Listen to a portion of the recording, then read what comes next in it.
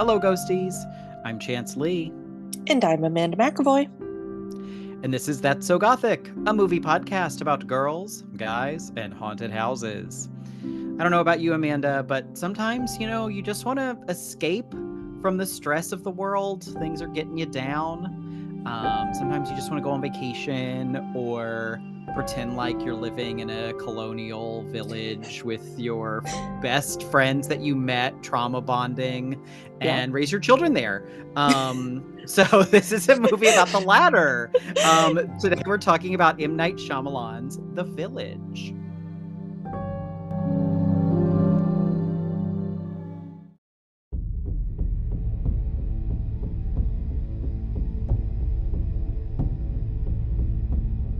We may question ourselves at moments such as these. Did we make the right decision to settle here? We are grateful for the time we have been given.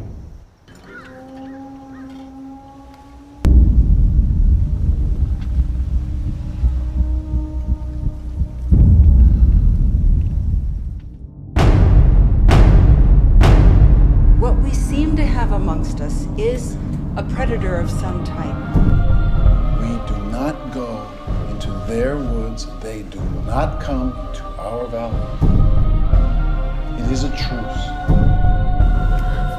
This color attracts those we don't speak of. You must bury it. Creatures have never attacked us without reason. We do not believe our boundary has been breached.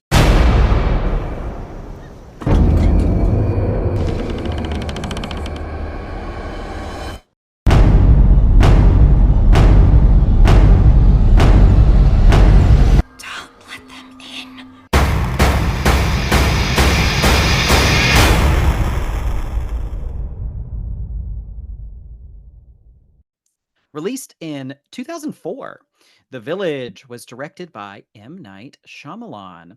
It stars Bryce Dallas Howard as Ivy, a young blind woman, Joaquin Phoenix as Lucius, her love interest, Adrian Brody as Noah, someone we're going to have a conversation about, and a stacked cast of other villagers, including Sigourney Weaver, William Hurt, Brendan Gleeson, Cherry Jones, Judy Greer, Michael Pitt, Celia Weston, and Jesse fucking Eisenberg. Wait, what? Yes, Jesse Eisenberg. He's in like one scene. Stop it. Yes. Wow, we were just talking at the beginning of this before we started recording how there were so many people who I didn't realize were in this movie. And that's one who I've seen this movie at least 3 times, and I did not know that. Yeah, he's in like literally one scene. If he pops up again, I missed it. Yeah, that's so funny. Yes. How old was he? He must have been young. Oh my gosh. Yeah, let's see. Jesse Eisenberg was born in 1983, so he was 21. Oh, so he wasn't like a child though. No, but like this is supposed to have been one of his earliest roles. Yeah. Huh. Interesting. Have we talked about, I don't think we've talked about on the podcast, and I don't know if we've ever talked about how he is the brother of that Curly Sue looking girl who was in the Pepsi commercials in the Stop it. in the 90s. Yeah, her name's Haley Eisenberg. Oh my God. I grew up, so my father has worked for Pepsi for my entire life, longer than I've been alive. You're practically related to Jesse Eisenberg. Exactly. Well, that's the thing is my dad, whenever those commercials would go on, we were about like the same age. I was maybe a little bit older at that point, but my dad would go, "You could have done that. That could have been you, Like, so yeah, me and Jesse Eisenberg, we should be related. Yeah, I don't know why, but I was rewatching those commercials a couple of years ago, and it popped in my head. I said, she looks like if Jesse Eisenberg was a little girl. Oh, that's so funny. Then I Googled it and I said, oh my God, it is. It is. She's his sister. That's so funny. Was she also in, I always get her confused with, who is the little girl in that movie about the android? Was it Robin Williams was the android? Do you know what I'm talking about? I'm I'm kind of seeing this vague Vaguely. image of Yeah. him looking like really creepy Tin Man looking thing. Yes. This was in the Yeah. really dark, like Robin Williams, every movie sucked Yes. period of his Yeah. career. Yeah. I don't know. I Boy, always I get don't her. remember. Yeah. Anyways, it's not important, Jesse Eisenberg's, familial movie credits. But you are correct. That was Mhm. Bicentennial Man, Bicentennial and Man. she is in that. Oh, okay. I thought I just got her confused with the girl, but wow, look at that. I've never seen that movie. I remember watching it multiple times on an airplane. Remember when airplanes, it used to be everyone had to watch the same movie? Yeah. There must have been a point in my life where I was traveling a lot and that was like the only movie United Airlines played. It was like that Mm. and a super edited version of Chicago. Wow. Yeah. So, anyways, not that that has anything to do with M. Night Shyamalan. I wish it did, but That's there's a twist there somewhere. We just haven't been, it yes. just hasn't been revealed yet. True. But this was Jesse Eisenberg's third movie. Oh, okay. So he So he really at the was beginning. he was moving and grooving a little bit, but all Hmm. right. Yeah. So, as we alluded to earlier, this is the story of a colonial village surrounded by some mysterious woods, but not all is what it seems. Mhm. So, the village made $256 million dollars against a Wow. budget of 60 million. So, huge box Yeah. office success. Did you see this in the theater? I don't believe I did. I saw this in the theater and I Hmm. remember really enjoying it. Yeah. Yeah. I don't remember the first time I saw it. It might have taken me a couple of years after it came out. Um, but I will say, like, I remember the first time I saw it, I did not know the ending. So it did take me by surprise. Yeah, and I didn't either. I never see anything coming. Usually, Yeah. I'm pretty Yeah, me oblivious. I'm neither. just along for the ride. I want to have a good time. Exactly. I'm not trying And to figure anything out. right. And by Yeah. this point, I had seen The Sixth Sense like everybody Hmm. else. I had seen Unbreakable and hated it. I had Hmm. seen Signs and hated it even more. And went to see The Village and was like, oh, I like this. Yeah. Yeah. So most people though didn't. This one, this is when Really? things started to turn sour, I think, for M. Night Shyamalan. Yeah. So it has a 44% critical tomato and a 57% audience tomato. Hmm. And Roger Ebert gave it 1 star. Wow, Robbie. He has a lot of rude things to say about the village. Starting off the first line, the Village is a colossal miscalculation, a movie based on a premise that cannot support it, a premise so transparent it would be laughable were the movie not so deadly solemn. Ooh. Okay. And he talks a little bit about Signs, and he says, if you think about it rationally, Signs is absurd, but you get too involved to think rationally.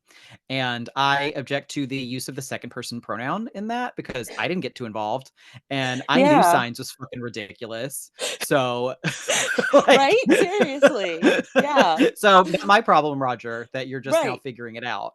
Yeah. Don't project that onto the rest of us. Right. Yeah. And he just uses the whole review to rag on it. Mhm. And he says that the end is to call the ending an anticlimax would be an insult not only to climaxes, but to prefixes. Oh, grammar joke. Oh, oh. Bad, bad. And he Yeah. says, it is a crummy secret about one step up the ladder of narrative originality from It Was All a Dream.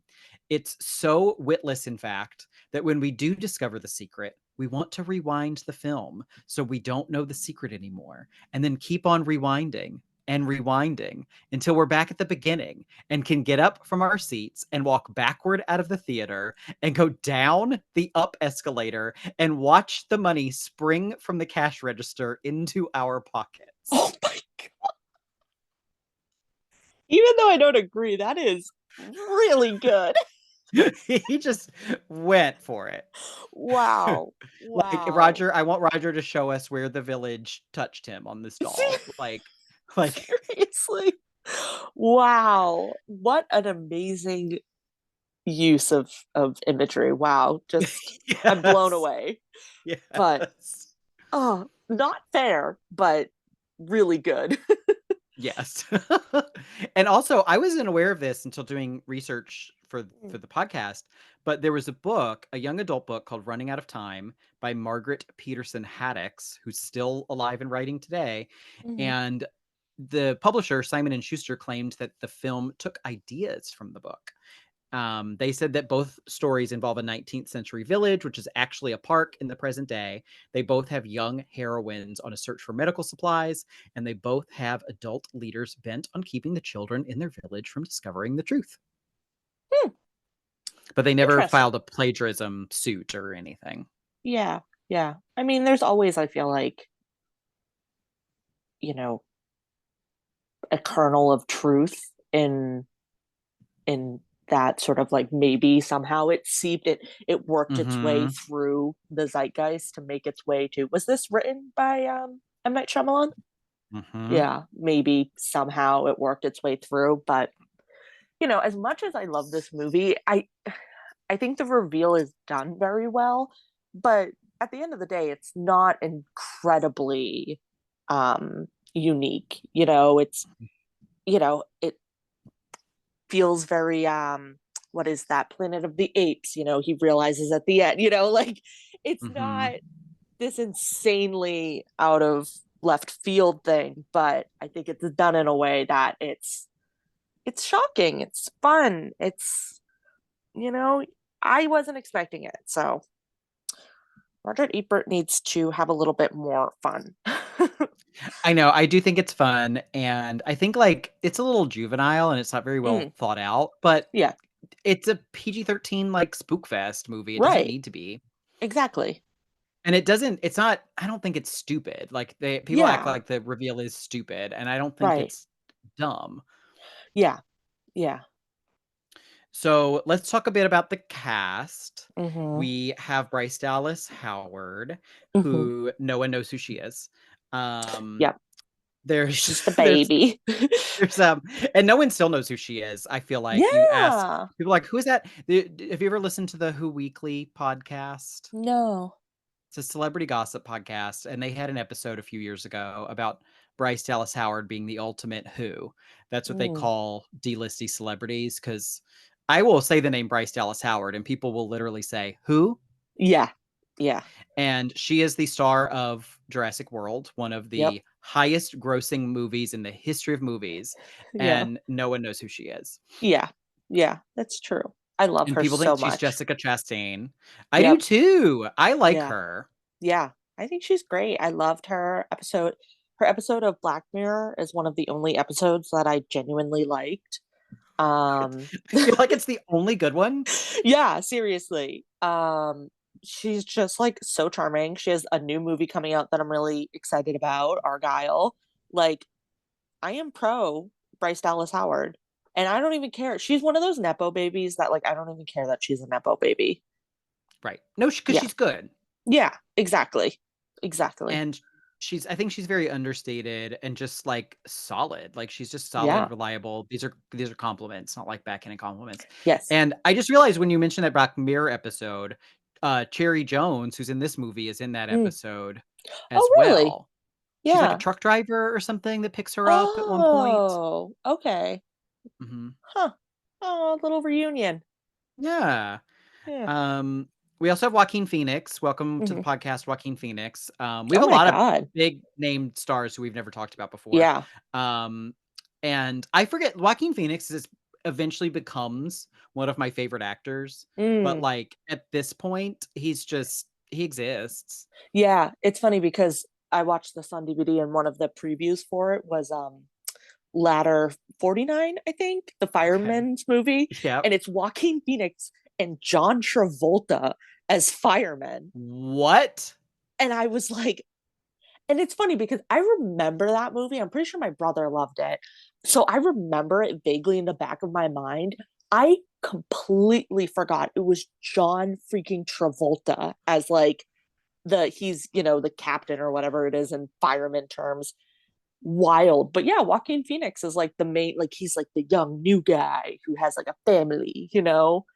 So Wow. he was not always, um Joker level, I'm not here, like, character actor. He was doing some stinkers. I know. Now he's so far up his own ass, but like I Yeah. love it. Yes. But yeah, much more just I don't know if mainstream is the right word, but Mm, he just acted and he just did yeah. stuff. He was like kind of like a weirdly hunky kind of guy. Like I feel like they were kind of trying to put him in that a little bit. But then Mhm. I feel like maybe him working with M. Night Shyamalan kind of like pushed him a little bit more into like the weird little guy, like the weirdo That's roles. Yeah. yeah, because he was in Signs also. Yeah. Yeah, exactly. So M. Night Shyamalan made him Interesting. a little weirdo. M. Night Shyamalan did this to Joaquin Phoenix. He made him a weirdo. Well, speaking of little weirdos, we also have Adrian Brody. Um, and I want to come back to him later Yeah. in the Yeah. podcast. Let's just put a pin in him for now. Um, we have Judy Greer is in this. This was the first Oh, time I remember seeing Judy Greer, and yeah. she doesn't get a lot to do, but when Yes. she does, she does it, and Yep. she's so good. She's so good. She's my favorite part of the movie. I We'll get into like the specific scenes, but there's one specifically where the camera cuts from her being one emotion to another, and it's cinematic. It's a masterpiece. It is really, really good. It's in Yeah. a movie that's mostly humorless from a Yes. director who is mostly humorless. It's a really good moment. Right. Right. Absolutely. We have Sigourney Weaver, Hmm. and every time I would type her name in my phone, it would autocorrect to so gourmet. Ooh, that is how I would describe her. I like her a lot. She's very strange. I love watching her in interviews because Mm, she just I don't know, this she's very serious. yeah. And there's a part I'll talk a little bit more about the special features on the DVD, but there's a behind the scenes feature where they talk about to prep for this movie, they took the whole cast to a colonial reenactment village Hmm. and had them do stuff with the people who worked there. And Sigourney Weaver, they show her with goggles on, hammering metal on an anvil and talking about blacksmithing. Incredible. She would. It's great. Does her character do honestly anything in this movie? No. Seriously. Yeah. Yeah. But They could have she cast knows how to anyone. blacksmith. Yeah. Yes. Like She signed up just for the experience. She heard that there was going to be a field trip and she said, sign me up. I mean, again, they have all these people. Yeah. Like, I guess, I mean, M. Night Shyamalan was still huge at this Hmm. point. So anybody, I think, would jump on board. But he does talk a bit in the special features about what a collaborative experience it was with the Yeah. actors. And so I do think this was a great experience just for everybody as an Yeah. actor. Good. I'm glad they had fun. They had fun. Yeah. Um, we have a couple behind the scenes people. We have Roger Deakins, Hmm. cinematographer. Hmm. He is huge these days. Works with Yeah. Sam Mendes, Denis Villeneuve. Yeah. Um, Film bros love him. Yep. The costume designer was Anne Roth. Mhm. She is the old lady on the bench in the Barbie movie. Oh, wonderful. Yep, she's in The her 90s, costumes, still working. yep. Um, Yeah, the costumes are incredible. So did she do, jumping ahead a little bit, did she do like, do you know if she did like the monster creation costumes? Ah, so okay. so I still like all the costumes. Yeah, the monster was designed by somebody whose name is Crash, like Bandicoot. of course. Yeah, that feels right. They talked to Crash on one of the behind Yep. the scenes things, and Oh my him God. and Adrian Brody has this Uh-huh. like spiky looking Bart Simpson like hair, Yeah. and M. Night Shyamalan has this like little silver chain around his neck. Like Oh, they all look like extras from a Creed music video in the behind the scenes. I just so good. what a time to be on camera. Right. Yeah. Seriously. Oh, And another thing about the behind the scenes is that they seem really intent on trying to convince us that like Adrian Brody is funny. oh And God. there's one shot where everybody, I don't even remember the scene in the movie, but they're all sitting at like a big long Midsommar type table to have their like group lunch together. Yeah. And Adrian Brody is just like, "What up, dogs?" And everybody is just in hysterics. Like, Oh. I'm just like, what's the context here? Because Right. this on its own is not funny. Exactly. So bizarre. Oh yeah. He rubs me the wrong way. So I I find him very physically attractive, really. but as an act, I like a guy with a big nose. What can I say? Mm, fair. And but as an actor, I can't think of a single role where I'm just like, oh, do you know who really nailed it in that picture? Adrian Brody. Yeah. Did he win an Oscar? I know that a lot of people because remember when we were talking about Jane Campanion? Did I say it right? Anyways, her movie The Piano. Yes. Remember I was getting it confused with The Pianist with Yes. Adrian Brody, and I think he might have been nominated for that He was movie. he was wow, okay. So he was not only nominated, he won and Wow. was the youngest actor to win in that category. He was 29. Wow. Okay. So was that before? That must have been before this. That was in 2002. Oh, okay. So 2 All right. years prior. So Oscar winning Adrian Brody in this movie. Oscar-winning actor Adrian Brody, Yeah. who wow, he was what how the hell did I say he was? I just said it, 29. 29. He's just Yeah. always looked 40 to me. Like he Yes. looked 40 then, he Yep. still looks 40. Like he's Yes. still just perpetually 40. He's frozen at 40. Mhm. Yeah. Which again, compliment. Like I find him a very attractive man. But Hmm. yeah, the behind the scenes loves him. And another thing in the behind the scenes is one of M. Night Shyamalan's home movies, which I Mm. guess is something that he likes to do because on the little booklet that comes with the DVD, it says continuing the tradition. Oh, So I'll have to check out DVDs for his prior movies, yeah. but it's like a literal movie that he made when he was like, I don't know, 15, Oh. and it's just an Indiana Jones knockoff movie. He like has a fedora and a whip, and he like Oh. gets a little golden idol, and then he gets chased by a dog, and Yeah. there's a fight scene with the dog, and then he escapes on a sled. That's so cute. It's kind of precious. Yeah. I feel like you can say a lot about M. Night Shyamalan. Like he's definitely gotten really far up his own ass, but Hmm. I feel like he loves movies and he loves film and he likes Yes. creating experiences for audiences. Like you can say what you want, but like he's a film guy. Like he genuinely loves what he does. Yes, he clearly loves movies and has been making Hmm. movies since he was a child. I Hmm. don't think he thinks about anything beyond the barest surface level, but Yes. sometimes that's all you need. Right. Yeah. Like I said, I feel like, he's not trying to. What movie was it? Oh, I'm so annoyed with myself that I can't think of it right now. But I was watching, oh, it was The Exorcist. I was watching something with the director and he was talking about how, when he directed The Exorcist, he did not think about how people were going to interpret it. He didn't actually put any like hidden meaning in it or anything like that. But, it just sort of ended up that people did. And it's like, I think M. Night Shyamalan does that. I don't think he really thinks about it in depth. And it translates to there is no depth for people to to pick up on. And Yes. that's okay. You don't always need, some crazy, intricate,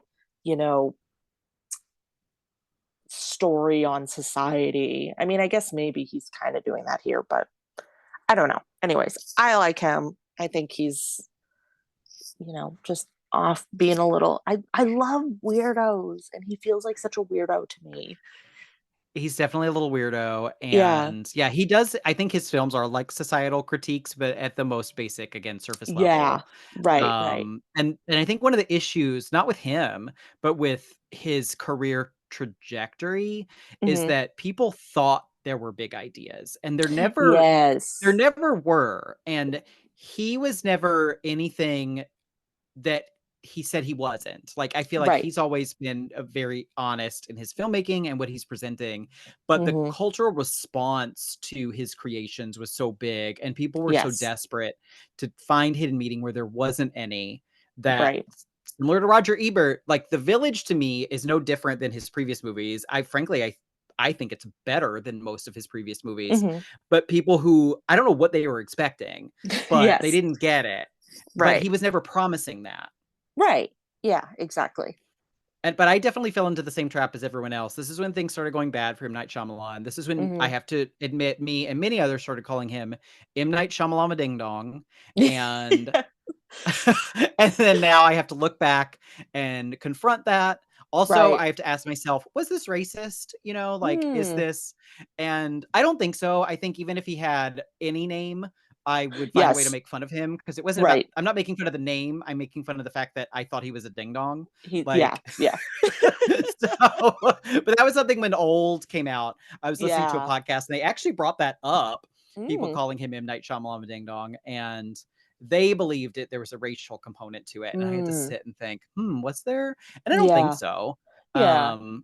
Because, also his movies are like devoid of any sort of cultural identity. I was gonna Like, say, like, if you didn't know, I mean, Shyamalan, obviously, it sounds like it has that, component to it. But if you didn't see him, if you didn't know his name, you would think some regular old white guy made this.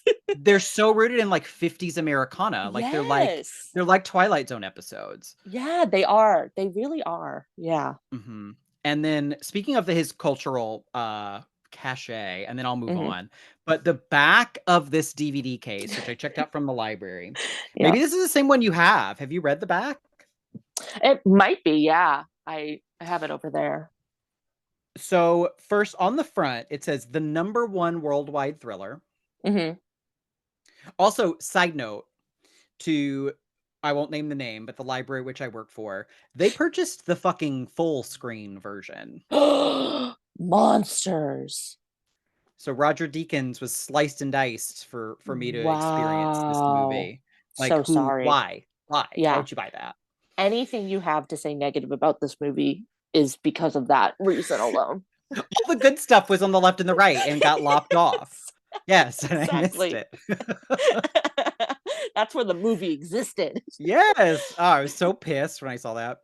Yeah. But so on the back it has a quote from Paul Clinton of CNN, noted Oh. film, critic. This one will leave you stunned! Exclamation point. Right. And then this is what it says. M. Night Shyamalan, the director who brought you the world's greatest thrillers on DVD.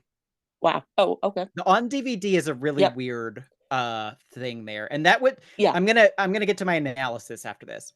Now creates his most thought-provoking triumph yet. ... breaking international records and dazzling audiences around the globe! Exclamation point. The Village is a smart, edge-of-your-seat chiller, crawling with terrifying surprises and frightening twists and turns. And now, okay, so we've gone, this is 1, 2, 3, 4, 5, 6, this is 7 lines on the back Uh-huh. of this case. The whole thing is 14 lines. That's half. Yeah. Plot summary. An isolated, tight-knit community lives in mortal fear of an oppressive evil inhabiting the forbidden forest just beyond their tiny village. So frightening that no one ventures into the woods, ... until one villager dares to face the unknown. Ooh. So that's like 3 lines. Yeah. And then they get into the whole cast, and then this is how it ends. This powerful motion picture is one of Hollywood's best psychological thrillers and ranks with the best of Hitchcock! Exclamation point. That is What? bold. White old Alfie get thrown in there at the end. Right? Oh my God. That's so funny. That is such a funny way to market this movie, because I don't know that I would have assigned it like a thriller. Yeah. Psychological thriller? No, not Mm-mm. really. I mean, there's, I guess, kind of some elements of it, but that is not where I would put it. I feel like M. Night Shyamalan wants to be a a Hitchcock, obviously, but he's making movies that are appealing to horror fans, and he but also like he's kind of like a Michael Bay of thrillers. Like they Mm. just like Mm-hmm. it's so interesting like where he lands in like the spectrum of what he's doing. Yeah. And like there's like science fiction in there too. Like I don't know, psychological though. That's very interesting. And I'd forgotten. To me, Hitchcock came out of left field, but you're Yeah. right, because he even cameos M. Night Shyamalan does in all of his own movies because of Right. Hitchcock. Yeah. Yes. Yeah, yeah, yeah. But Yeah. that's again surface level. That's the Right. only relationship he has to Hitchcock. Yes. But then it says there's a little sidebar, and it says special features include deleted scenes that reveal clues to the movie's twists and turns, which is the Ooh. second time they've used the phrase twists and turns on the back. Mm-hmm. But that made me realize like they're marketing this. This is marketed to someone who's never seen it. Yes. Yeah. And doesn't know what it's about. Mm-hmm. Like, I Yes. think they realized by this point that people hated the twist, and people who have seen it in the theater were not going to buy it to keep it. Right. So they're Right. marketing it towards people who hear about movies when they look at them at Walmart. Yes. That is a good point. Because And I that was definitely in the $5 Walmart bin. probably so fast. Yeah. But anyway, yeah, I had to take us down that trip because I've never read the back of a case that was like that. Yeah. And something I think about a lot is this one scene from the movie The Neon Demon, Mm-hmm. where Christina Hendricks says, "Honey, people believe what they're told." And Mm. I feel like she was the ad exec behind the back of this DVD case. They were Yes. like, no one's really gonna believe that this, was the best psychological thriller and ranks with the best of Hitchcock. And she just said, Right. "Honey, people believe what they're told. Put it on the case, send it to print, get it in Right. those Walmart shelves right now. Yeah. Like, Yeah. get it to the local FYE." Yeah. Which is where I was working at the time. So Yeah. putting the little sale stickers on it Yep. because we acted like everything was on sale. Okay, I'm way off topic. Yes. Any other cast members or anything you wanted to talk about before we get into the plot summary? No, I don't think so. No, I think you've pretty much covered anything I would have said. I learned so much about the village. It's been great. Yeah. Yeah. I think the So- back covered pretty much anything I would say. Yes. I mean, yeah, greatest movie Yeah. ever. Yep. 5 stars, says everyone. Yes. All right, so let's get into what this movie's actually about. Mhm. It's very somber. Mhm. And we open at like a funeral, but it's colonial time. There's this little, hickory coffin in a hole, and Brendan Gleeson has lost his son, Mhm. and Joaquin Phoenix's character Lucius goes to the village elders, and he requests permission to leave the village and go to, quote, the towns, Mhm. and find medicine so that this won't happen again. So we already have the whole setting. They're isolated, they're in the woods, and they don't let people leave. And Mhm. presumably they've never left, at least the Yeah. younger people. And they, of course, deny his request.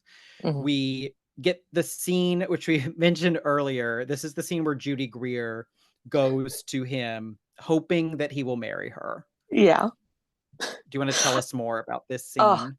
So basically, it starts with she goes to her father and she says, I'm in love. I'm getting married. Like she tells her father, I'm getting married. And her father's like, what the hell are you talking about? Who are you talking about? And she goes, well, he doesn't know yet either, but I'm so in love. We're definitely getting married. This is happening. And so he goes, okay, like just, promise me you'll talk to the man before you tell the whole town. So the next scene is she goes and she catches Joaquin Phoenix off guard.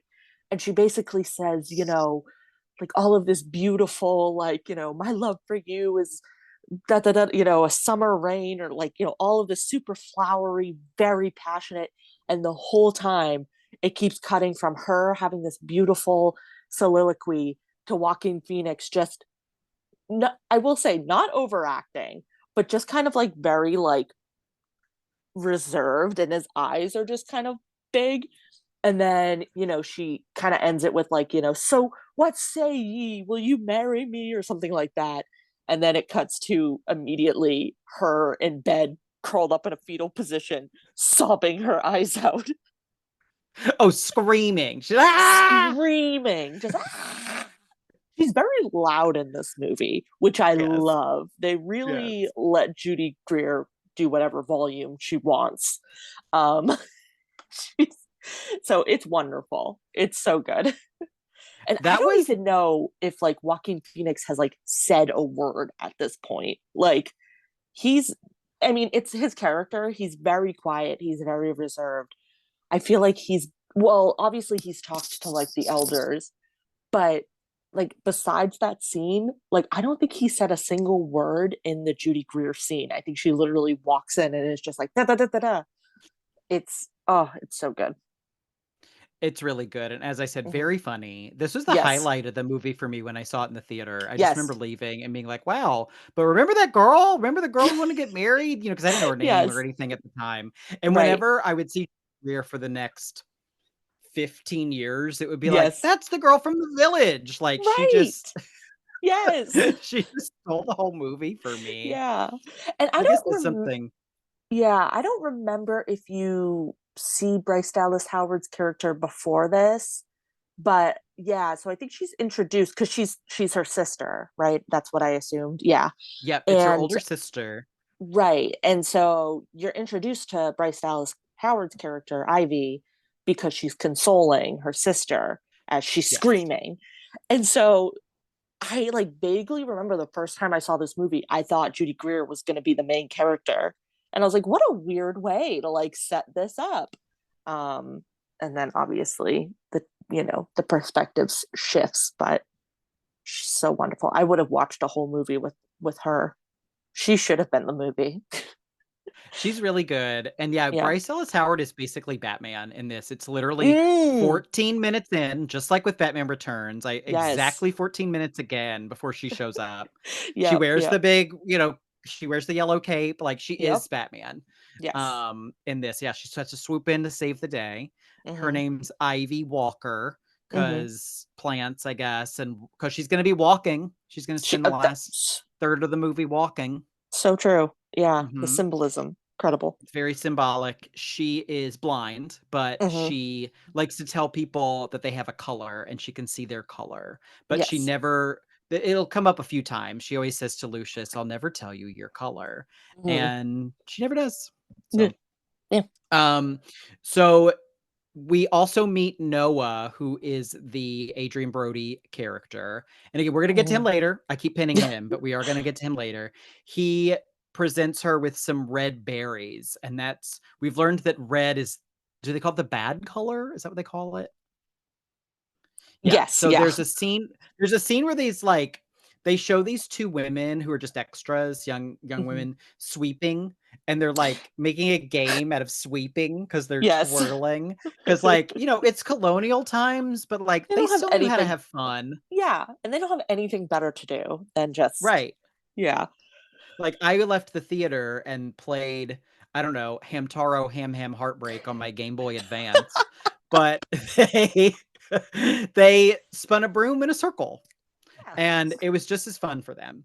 Yes. So, but yeah, they're sweeping and then they notice a red flower and they Yeah. run and like bury it. So we're starting Yeah. to get some weird shit in the air. And Noah Mhm. has the red berries and they're all like, "Where'd you get those berries? That's the bad color." Yada, Yep. yada, yada. So they believe that Noah has traveled into the woods because these berries don't grow in, quote, the village, and that these creatures, we're learning there's creatures out in the woods and Mhm. they're drawn to this color, but the creatures obviously didn't harm him. Yeah. So this renews Lucius's desire to be able to go into the woods. Right. Maybe Noah can come with him and they'll be safe and be able to get these medicines. Mhm. Denied. Yeah. So one of Lucius's mother, he only has one mom. This is very Yes. conservative, very conservative. His mother is one of the elders. Mm. Sigourney Weaver plays his mother, and he's obviously upset that she won't let him go into the woods. Yes. And they make note of this box that she has. She has this black box, Mhm. and she says it contains her past, and all the elders have this box that contains their past before they Mhm. established the village. And Yep. so they get in an argument. He wants her to open the box. She won't do it. Yeah.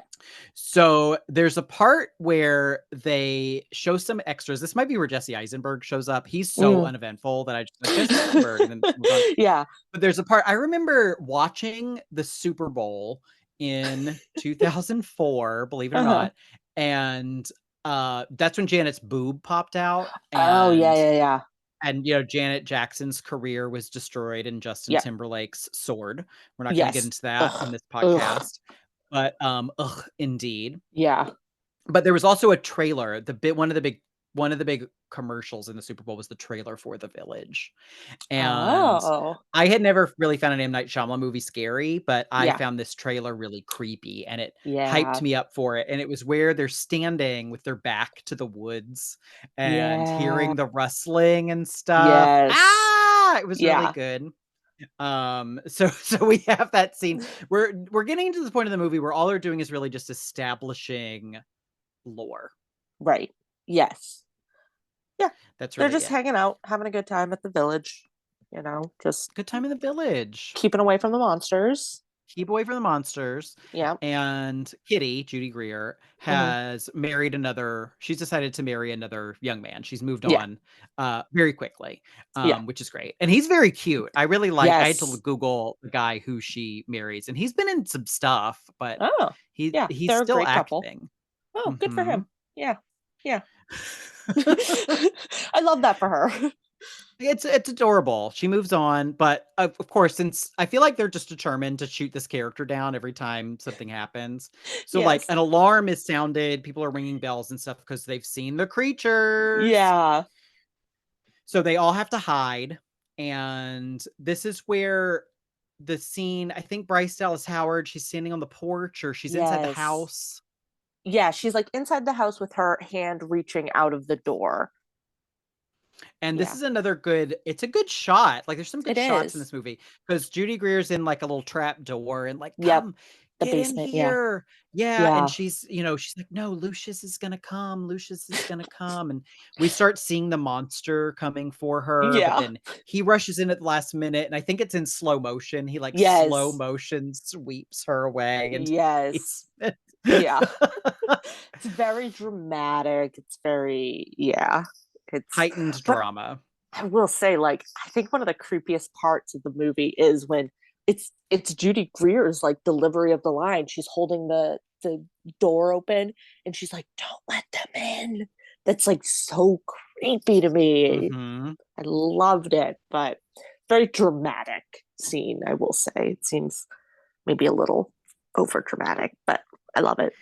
That's M. Night Shyamalan's MO, melodrama. That's Exactly. where he does best, I Exactly. think. That's what he does Yes. best.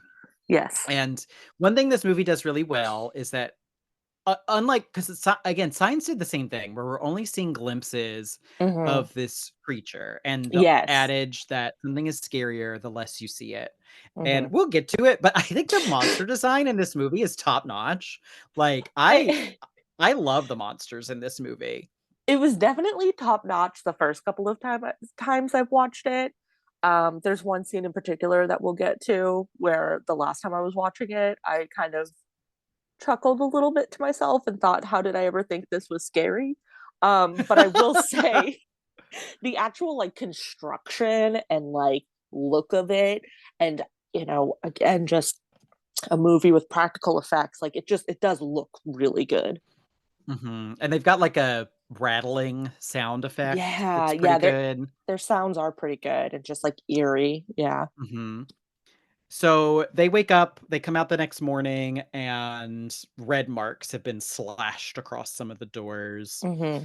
But life has to go on. So we have their wedding celebration Mm-hmm. for Kitty and Kristoff. Oh, But unfortunately, again, has to be interrupted because people start screaming. yep. And so they run outside, and the villagers find some skinned animals that have been Yeah. put out. And these are actually really gross. They're really gross. Like it they don't shy away from showing them. I was surprised how gross they were. Yeah, yeah. They're icky. So then we get a heartwarming scene where Mm-hmm. Ivy and Lucius sit together again and admit that they're fond for each other, and then they're Yeah. going to get married too. Yes. This seems to Adorable. come out of nowhere for me, but like the movie wants us to roll with it. Yes. Yeah. I mean, it feels very I wouldn't say shoehorned in because I think you kind of it's like that that's where it's going, but only because it's like a typical movie trope, not because of any Mhm. development. Right, exactly. Yeah. He's falling for the sister instead Right. of the one at the beginning, the Judy Greer Exactly. character. And Yeah. it also serves as this plot device because then that makes Noah, the Adrian Brody character, Hmm. upset, Yes. and he ends up going to Lucius and stabbing him in the belly. Yes. Which is a very like cool dramatic scene. Like again, like it's weird to call it melodramatic because it's so quiet, but yeah, it's like this wild scene where um Lucius is in the middle of talking. He says, he's talking to Noah because Noah and Ivy have this friendship, this really close friendship. And so Lucius says, there are different kinds of love. And he turns around and the camera is just focused in. I don't remember which one's first, probably Lucius's. And he just kind of like stops talking. And, if you don't know what's happening, you don't know why. And then it shifts to Noah's face. And it's Adrian Brody acting the way that he does in this movie. Um, just kind of like, I don't want to repeat it. But just kind of making these faces is the best Mhm. way I can describe it. And then it's like this directly straight down shot, and you just see that there's a knife in Mhm. Lucius's stomach. It's really well done. I really Yeah, liked this scene. I couldn't yeah, remember the catalyst for the 3rd act. It had been a while since I saw this. So yeah, I was actually pretty surprised. I even though I've seen this before, I was like, "Oh my gosh, I forgot about right, that." yeah. And so he then like stabs him a few times repeatedly. And I read online that this scene had some stabbing sounds in it, Ooh, yeah. and that was what the MPAA asked to be removed for this to go from R to PG-13 was stabbing Oh, sounds, which I found really interesting that was what pushed them over the edge. But it makes huh. the scene so much eerier when it's I was gonna silent. say, like, it Mhm, feels almost like grosser in a way. mhm. Yeah, Ooh, more sinister too, just like it yeah. just the way it just happens, yeah, the Yes. And then suddenness of it. what I think is like so disturbing afterwards is, one of the other villagers finds Lucius or he stumbles or something. I don't remember. Oh, no, no. It's Ivy finds him. And they don't know that it was Noah. And so I'm Mhm. sorry if you were going to talk about this, but it's not until a couple of beats later where Noah's mother calls him in or something. And I think he's in like a rocking chair, um, Rocking chair. rocking chair, Mhm. and you just realize that he has red all over him, and people are going door to door trying to find out who stabbed Lucius, or if everyone is okay, and you see that kind of happening in the background. It's like, I don't know, there's something very eerie about that scene. This whole part of the movie I found really well done. Hmm. Um, and yeah, then we get to the part though where yeah, he has the blood on his hands and he's like the bad Yeah. color. And this is when I realized like Adrian Brody went to the Leonardo DiCaprio School of the Intellectually Disabled. Like Yes. he I feel like Adrian Brody just watched What's Eating Gilbert Grape on repeat Yes. Yep. to get this role down. Yes. I won't Cuz repeat the scene because it includes like a lot of problematic language, but have you ever seen Tropic Thunder? no, I know of it. Honestly, one of my like guiltiest pleasures. It's one of my favorite movies. It's so funny. It's so bad, but it's so funny. But there's a great scene because the whole thing is satire of like the movie industry.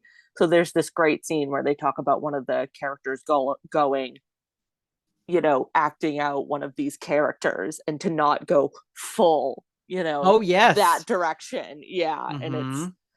yeah, there's no delicacy, there's nothing delicate about his performance. And it's one thing I found strange too was that in the Roger Ebert review, he Hmm. refers to this character as, quote, the village idiot. Oh, that's rude. And I wish I had written down exactly what they called him in the behind the scenes. They talk about the Uh-huh. character in the behind the scenes, like M. Night Shyamalan or someone else does. Yeah. No one is acting like this character is mentally handicapped. And it's Yes. really bizarre. I'm like, is he, because clearly he is. He has some sort Right. of intellectual disability. Yes. And like the fact that they dance around it, I found odd. Yes. And okay, so was there a scary movie or scary movie-esque type of movie that spoofed this, and in that the character was pretending to be disabled? Or am I thinking of the scary movie that spoofed Scream and Dewey was, and then he was That's pretending to be? that was the first thing that popped in my head, but I Yes. wouldn't put it past like Scary Movie 3 to just do the same joke. I think they might have, because when I rewatched this semi recently, like a couple of months ago, the whole time I was watching it, I was like, I think that there's a twist that he's not actually like, and so I don't know if that was a thought implanted in my head from one of those movies, or what happened, but I was like, I think that's the twist. I think I remember seeing that. Also with him, with Adrian Brody to me being perpetually 40, him Mm, being like a peer of them is yes, just I can never see it. He looks so much older than he does. especially Bryce Dallas Howard. Yeah, Like, yeah, and that just adds to the like someone who, you know, isn't aware of social norms. right. And I don't know, there's a lot of layers here that are not being examined, and maybe they shouldn't, because if Yeah. anyone shouldn't be examining them, it's M. Night Shyamalan, but Yes. it's such a weird choice, and I don't see the reason why this character had to be this way. Yes, exactly. I agree. I think it actually maybe would have been more effective if he wasn't, Mhm. my I agree. opinion. But um it's an odd choice. It's an odd choice, but it's the choice we have. Yeah. So Noah's parents just like lock him up, and Yeah. now Lucius is gonna die. Hmm. So the village elders, including Ivy's father, who was that John Hurt? Is that Mm, yeah, he's yeah. the dad. Decide that they're gonna let Ivy go to the towns. Hmm. So he reveals the whole well, I would say there's like two twists here. Yes. So he reveals the first twist, which is that the village elders are the monsters. Ah! Yes. Ah. So he shows her the costume. Well, shows her, she touches it. Yeah. Sorry, bad taste. But so he reveals to her that they're the monsters. This is all something that they've been doing to like keep people under control, and Yeah. his version of it is to keep them safe. That he Yes. wants it's not safe in the towns, so Hmm. this is their way of making sure that people stay safe. Hmm. And he asks for forgiveness from her, and then gives her instructions on how to reach the towns. Mhm. So off she goes, and he sends a couple people with her who abandon her Yeah, throughout who are just, the like, worthless, yeah. forest. I know these guys. These like two guys to be her bodyguards Yeah. that leave. And instead of Little Red Riding Hood, because that's the bad color, she's Little Yellow Mhm. Riding Hood. Yeah. Very And cute shade of yellow too, it's like a mustard. it's really pretty, and I like like it. and then the more she's in the woods, the dingier it gets. It's a really good Yeah. color choice. Yep. And there's one funny part where I don't know if this had even come up before, but she's trying to get one of them to stay, and she's like, "I have the magic rocks." And Yes. and I was like, "Is this supposed to be funny?" That was something where like, Yes. I can't even tell if this is a joke, Yeah. but And even the guys are like, then why haven't we used them before? Like, why isn't that a thing we use all of the time? right. And Because it's it's a like plot device. right, and also, like, Yeah. this you think of it as a cult, which is so popular Yeah. these days. We're living in, like, big cult times. I Yeah. think a lot of times this movie was ahead of its time. Like, you could Mm. redo this movie as, like, a cult movie, Yeah. and, it would be m still relevant in a Yeah. way. Yeah.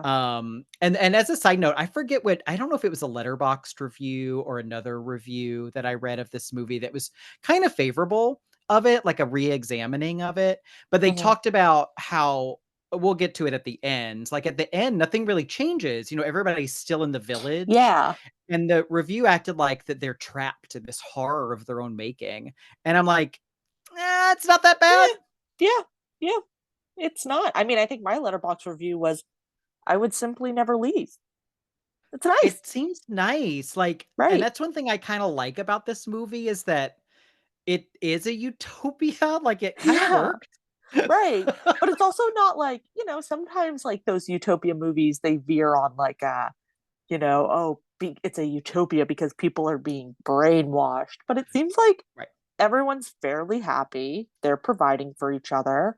And Yeah. compared with the capitalistic hellscape that we live in right now, like how many people, like how many Gen Zs are like going off and buying plots of land with their friends now to like go and homestead? That's them. Like, This movie is very prescient. yeah, Exactly. yeah, Like, yeah, exactly. most utopias end up becoming a dystopia. And Right. like this one doesn't. Yeah. It's a great time. It Right. would be Like, like, I don't want them to do this. This is more of like a thought exercise, but like thinking about how this village would evolve, because, how would it? Like, the bounds of the, town and the space and the, natural inclinations for whatever. Like, it is kind of interesting to think about, but at least for the time being, it's lovely. They all have nice cloaks. They have spooky mhm, little ghost stories to tell. It's a fun mhm. time. Yeah. It's a blast. I honestly would love to live in the village. Yes. Mhm. 'Cause I don't think if I mentioned it, but it might not have even happened yet, but there's a montage where the elders open up their boxes and they Yes. all have horror stories of a relative usually being murdered Right. or something happening to them. They all lived in a big city, probably Philadelphia, because Yeah. that's where M. Night Shyamalan's from, and they met in, like, a group counseling setting and Yeah. decided to literally form this cult, even though the word cult isn't used, Yeah. and live in the woods away from Yeah. society. And, Right. um, I'm really getting ahead of this here, but let's revisit that when we get to the Yeah. Yeah. haunt part of the discussion. I got excited about the village. Um, but let's wrap up the plot summary. So they send the blind girl out, which is another to me, great plot device. Because even if you want to think this is a dystopia, it's like, ooh, these evil people. What a great choice of sending the blind girl because she's not going to know what's going on. And again, Right. I really like that. I thought it was really Yeah. smart. Yeah. So yada yada yada. It ends up they're also in present day. Mhm. So she climbs over this wall. They've been living in this nature preserve, Yep. and the park ranger takes pity on her and helps Yeah. her He's and such a decides to sweetheart. keep the secret, even Yeah. though M. Night Shyamalan as his boss in just bizarre, generally typically bizarre casting, Yep. it just is kind of annoying. Yeah. But before sh oh, I forgot the big part. Before she gets to the wall, she gets attacked by the Right. monster, Yes. and it's Adrian Brody in the costume, Yeah. and she manages to trick him to fall in a pit, Yep. and he dies. Yeah. Or he's Womp left to womp. die, which is, again, really tragic. Again, like, why did he do this? Right. Yeah. Like, why did he put the costume on? Why did Mhm, he? I mean, he had to have gone far. I mean, she was walking mhm, for a long time. mhm. Very, very bizarre. It seems like it was, and this is the scene I was talking about where I couldn't believe I was ever scared of them because it happens in broad daylight. Like, it's not, some spooky thing at night. It happens in broad daylight. And there's the part where the monster is just kind of standing there still. And it's cool, I will say, but it's a little bit cheesy when you like rewatch it. He like kind of opens his cape and then he starts running.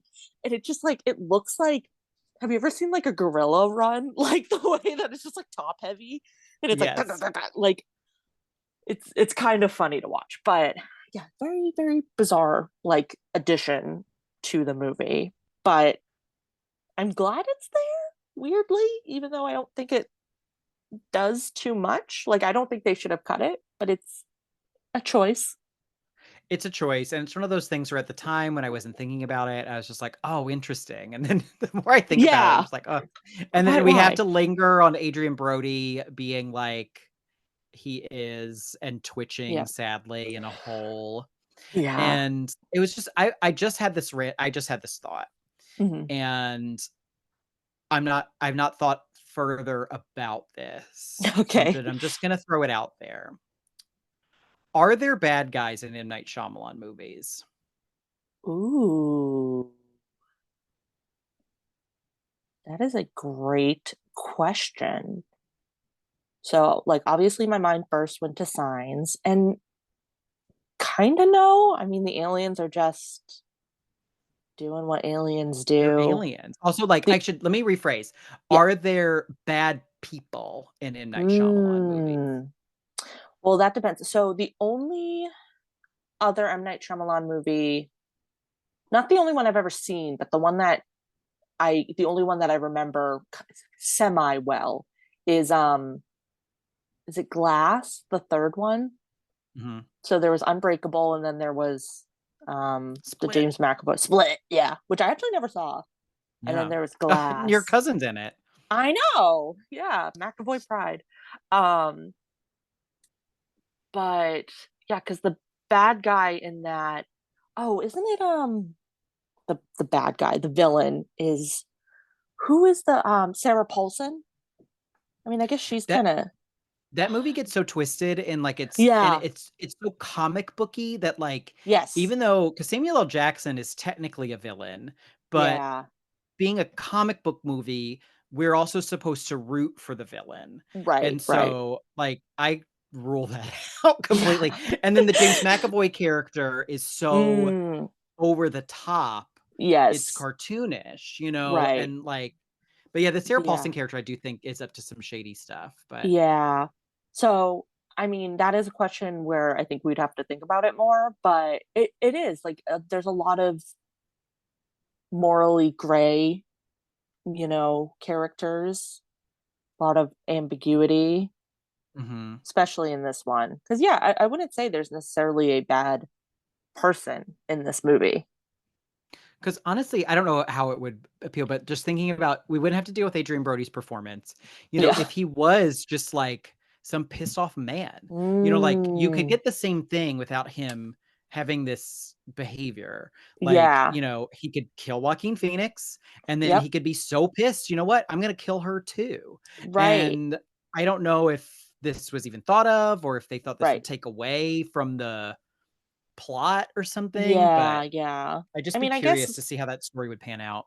right. Like doing it this way, it is a little bit more morally gray. You can kind of blame him on, oh, we didn't really understand the consequences of his actions, which like pisses me off. Like when people frame, you know, anyone with an intellectual disability that way, because it's like not true. But it was like a common trope at the time and still is.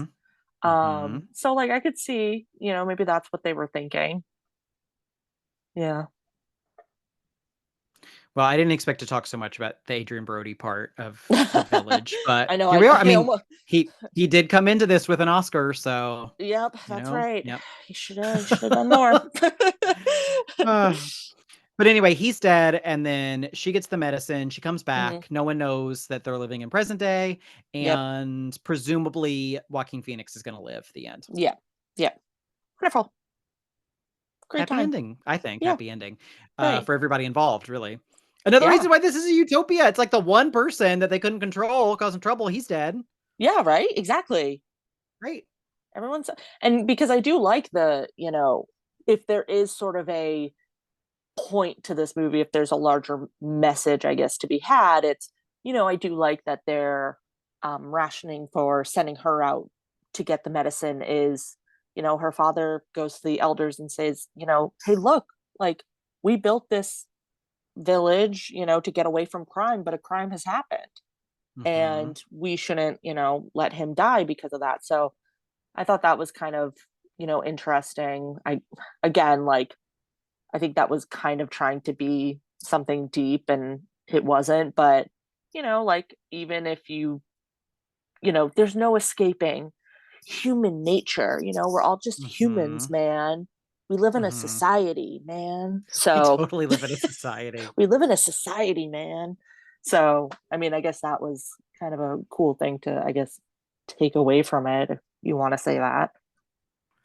Yeah, I don't know why I give this movie a pass because I like this movie. I mean, I love it. I love it. Yeah. And because one of the things I don't like about a movie, which is exactly what this movie does, is the interesting story begins at the end. Like the actual interesting story would be, where do they go from here? Does she start to have doubts? What if, they eventually have a child, this happens again, that's where like the interesting story happens. But I think I give this movie a pass because it's fun. It's entertaining. And a lot of movies just like they think, and I don't think this movie thinks it's saying anything important. I think Shyamalan literally like, oh, kind of cool. Throw it out there. Yeah. Right. And that's how I take it. But a lot of movies, I can't think of a specific example, but like think they're making this really important point. And then you get to the end and you're like, that's it? Like the actual interesting stuff is what would happen next. Exactly. But this one, I don't know. I like it. Yeah. Yeah. This would make like a really fun TV show. Like, especially if you just have like long stretches of episodes where they don't even acknowledge the outside world. Like, that would be really fun. Yeah. That would be amazing. It's kind of like that season of Lost where they travel back to the 60s and just lived in that village for a bit. Yes. Like, that was great. Exactly. Exactly. Yeah. Well, maybe someday. We'll get that. M. Night Shyamalan. Has he done TV? That's a great question. I don't know. I'm surprised. Maybe, again, film guy. Maybe he still thinks TV is like the lesser media. Yeah. But anyway, let's take a break and then we'll come back with our Gothic roundup and we'll decide if it's Gothic.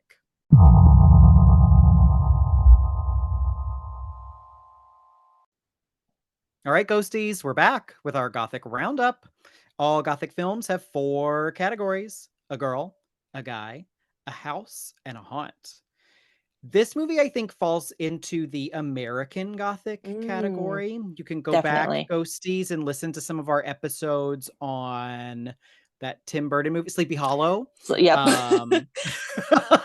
And Interview with the Vampire. And Skeleton Key. This kind of falls into that. And I think it's a really good American Gothic movie.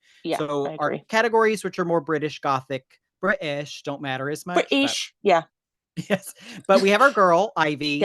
Reliable, resourceful, street smart, even though there are no streets, because Yeah. streets haven't been invented yet, Yeah. Forest Um, smart. Forest smart, trail smart. She's trail Yes. smart. Yes. And the guy in this case, I would say her dad slash the elders, like they're the ones who Mm, created this that's a good point. environment. Yeah. Mhm. Yeah.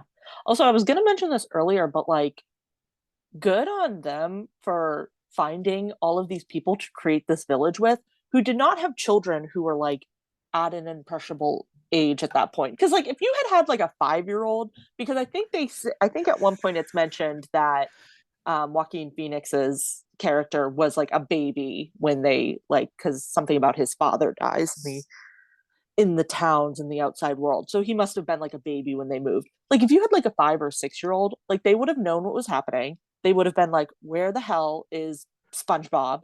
And they wouldn't be able to shut up about it by the time they hit like 20.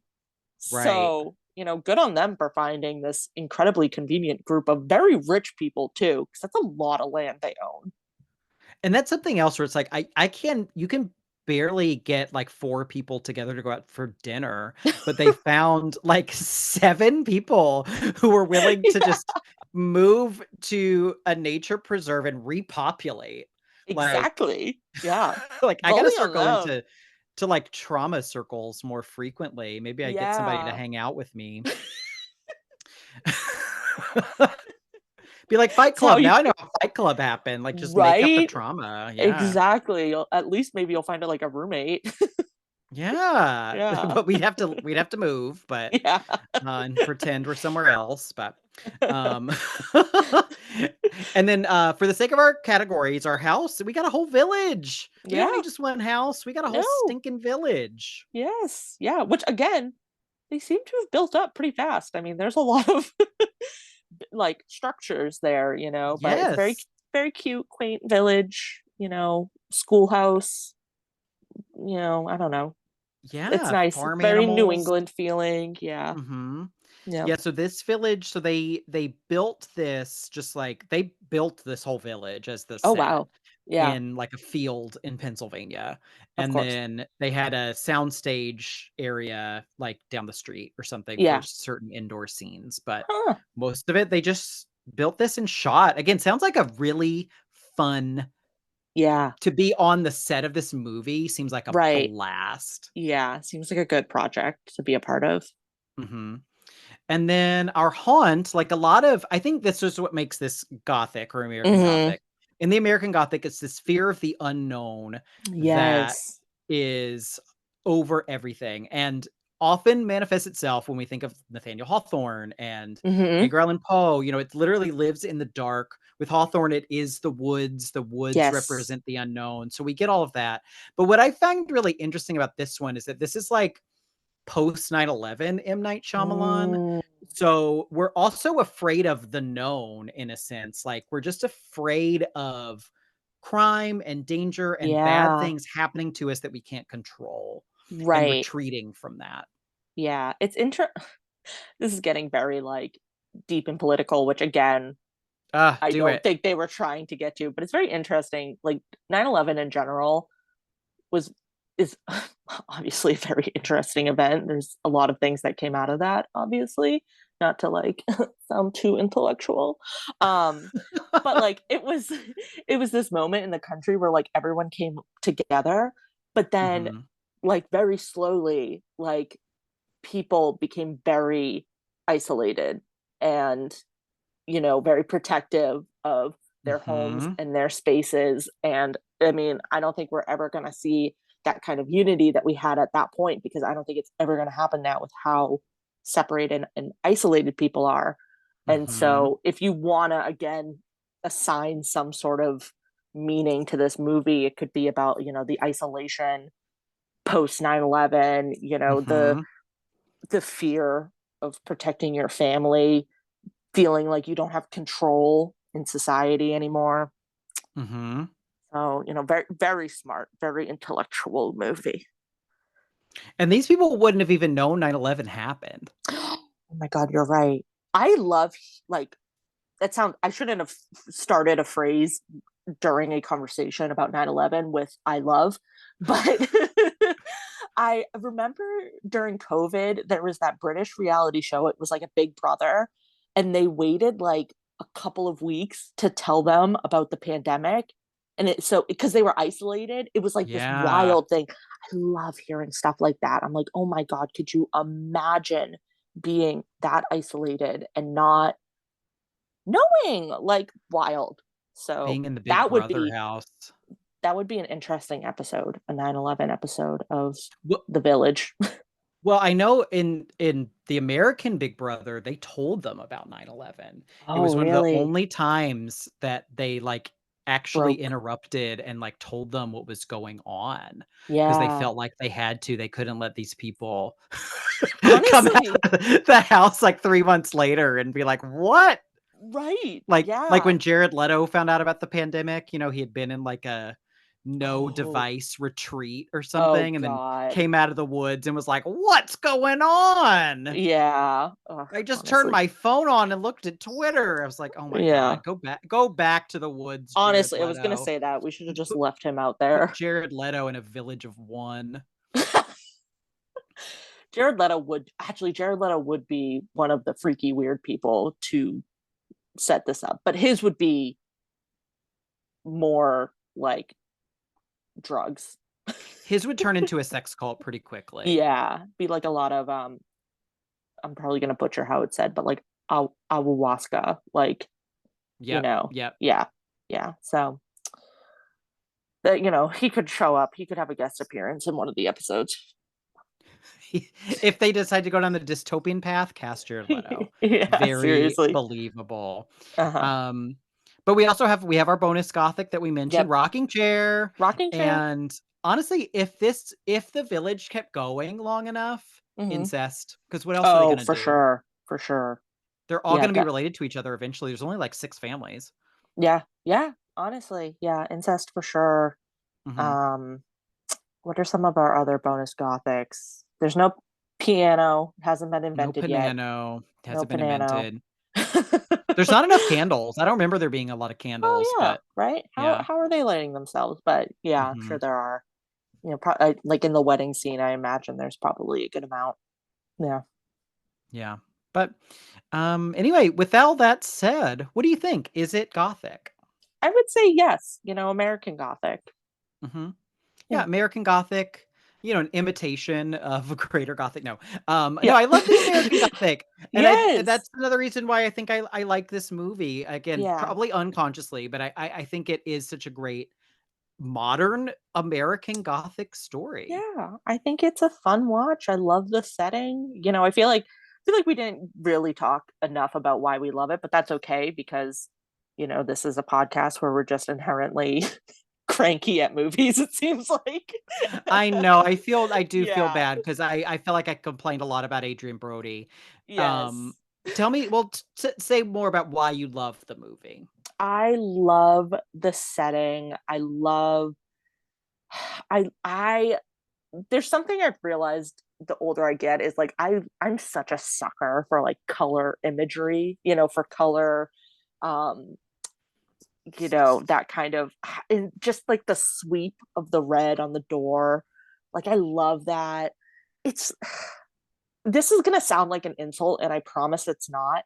Sometimes when I watch movies, I think of them almost as like computer wallpaper movies. Like, what movie would I not mind having playing in the background as like my computer wallpaper? And this is kind of one Mhm. of those movies. Like, I think it's just like really pretty, and it's like visually, it's just nice on my eyeballs. I don't know how else to describe Mhm. it. The performances are nothing insanely good, insanely radical. And in fact, like I hate Adrian Brody, but but like they're good, Judy Greer, icon, legend, you know. Yeah. Yeah. What's your favorite part of this movie? That's a good question. I was thinking about that as you talk because it's like I like this movie, but I can't put a pin on Right. why. That's kind of how And I I feel. I do think it's like what you said. It's a good mood piece. It's Mm, very visually striking. I think yes. that honestly like almost 100% to Roger Deakins for that. The cinematography is Yes, that's true. fantastic. Mhm. He and M. Night Shyamalan never worked together before or since. So I Oh, think this movie really does stand out as just like a showcase, a visual showcase. yeah. I Bryce Dallas Howard, I just find really charming. This was her She's so first cute. movie. Wow. So I find her really charming in it. Um I I don't know if there's something, there almost is like a fantasy appeal to it. Like, I think Yes. even though I'm saying it jokingly a lot, there Right. is, I mean, there's a reason why people retreat out of fear. Yeah. Like there Yeah. is something cozy about being safe in Right. this village. This And movie. Oh, sorry. Go ahead. no, well, and kind of like what we said, I don't think this is a dystopia. I think this is the Yeah. rare example of a utopia that works. Like Right. there is something appealing about retreating and living there and it not going to shit. Right. I. This movie is like cottagecore before cottagecore. Like. Yes. This Yeah. movie predicted, I hate when people say predicted, but this movie is Yes. very prescient about a lot of things. I think it's Yes. still very relevant, if not even Mhm. more so today. And yeah, just a great let's see, let's look on the back of the thing again. What left, I don't know if it left me stunned. I don't know if I agree about anything on the back Yeah. Yeah. Don't of the listen to the back. box, but it did, it said it dazzled audiences around the globe. I was dazzled. Oh, I I was was dazzled. dazzled. And I'm sure I would have been dazzled if I watched it in China or something. Like, Yeah, I would would be have dazzled me dazzled anywhere. anywhere by the Anywhere. village. Anywhere. And They with the should have been magic of playing. DVD and streaming, you can. Yes. They should have been playing this as one of the movies on the airplane. They really should. This would be a good Yeah. airplane movie, I It would think. be. Yeah, actually. I didn't bring it up, but now I will. When I was looking for things about the village, Uh-huh. there was a website that had a review of it called dove.org. And I'm like, is this the chocolate? Is this Yeah. the body Deodorant? wash Yeah. reviewing the village, the deodorant? But in fact, it is, I don't know if it stands for something, but it's like a Christian film review website. Oh. And it's kind of like the Kids in Mind, Parents Common Sense, Yeah, where they yeah. rank like sex, violence, nudity, whatever. Right. But they loved the village. It had the Dove seal of approval for 12 and up. Wow. And one of the commenters is like, I can't remember the last time they saw a PG-13 movie with no foul language. And I was like, Wow. Yeah. that is a good point. They don't swear in this movie. Yes. Not I that think I it's mean, I'm just. fucking filthy mouth, but Yeah. I was like, "Oh," but that again, whether it was conscious or not, adds to Yes, this utopian atmosphere of the it does. movie. Yeah. There was never a reason for them to swear, even if they Mm. did. They're all just They're chilling. also fucking peaceful. Yeah. Again, I wasn't gonna bring this up, but now I will. I Now's the feel like time. So I really wanted to watch this with my dad because whenever I talk to my dad about M. Night Shyamalan, he has a strong opinion that he is amazing and he loves the twists and he's just like all in on M. Night Shyamalan and he loves The Village. So I didn't get to watch it with him, but I did ask him, I said, Dad, what's like your opinion of this movie? And he was, kind of what I said. The twist is great, and he was like, I didn't see it coming. And then I said, oh, even, if you watch it again, like it's still really good. And he was like, I don't need to watch it again. Like that was his reaction, which I think is a little disappointing, but whatever. But then I was talking to one of my friends about it and we got to talking about her dad for some reason. I said, hey, can you ask your dad your opinion on M. Night Shyamalan? And she never got around to it, which I'm really mad about. She was like, he's at home working. And I was like, just bust in and ask him. Yes, Because I this is feel like important. dads always have an opinion on M. Night Shyamalan. Like he's a dad filmmaker. Like dads I can see either that. I think dads love him. And he is a dad. He is Yeah. a dad, and his daughter Mhm. is directing something coming out. Mhm. Yeah, Mhm. so he's a man of the people, Of dads, yeah. of dads, of those people specifically, and us. This movie specifically. There's a lot of dads and old too, yeah. So Yeah, yeah, yeah. Daddy. Daddy. M. Night He's a daddy. Shyamalan, Daddy. Yeah.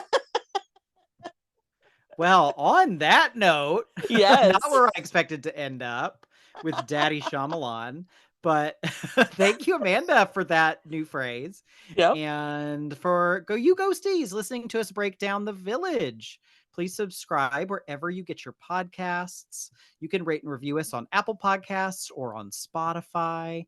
And you can follow us on Instagram. We've been posting occasionally now, believe it or not. There's some posts there.